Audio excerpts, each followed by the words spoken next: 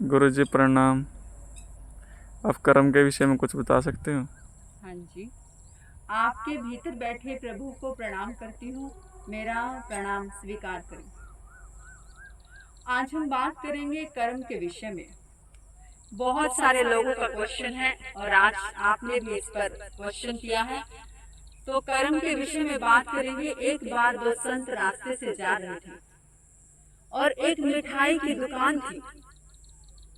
एक मालिक मिठाई बेच ही रहा था।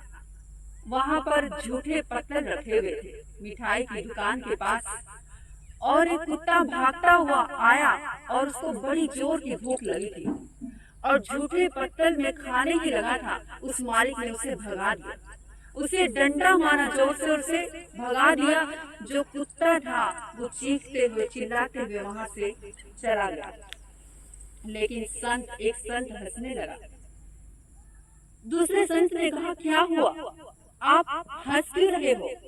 उसने कहा, ये कर्म की जो बात है, ये कर्म की जो परिभाषा है, ये बड़ी अनूठी है। कर्म कभी किसी को छोड़ता नहीं है। इस पर देख कर के हंसी आ रही है, क्योंकि जो ये मालिक है, ये मालिक उस कुत्ते का बेटा है।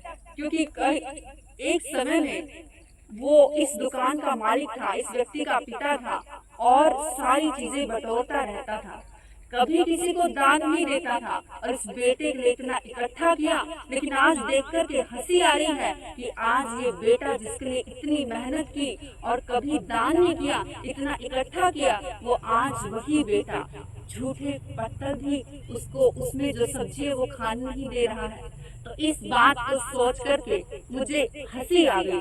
तो कर्म कभी किसी को छोड़ता नहीं है, शुभ हो या अशुभ हो। इसलिए कहा जाता है मेरे बंधुओं कि कर्म को सोच समझकर करना चाहिए, क्योंकि प्रभु महावीर ने कहा है कि परमात्मा माफ कर देगा, परमात्मा माफ कर देगा, लेकिन कर्म कभी छोड़ते नहीं हैं। उसके ऊपर भी कहा जाता है, जरा कर्म देख कर करिए, इन कर्मों की बहुत बुरी मार है, नहीं बचा सकेगा परमात्मा, फिर औरों की क्या करामात है।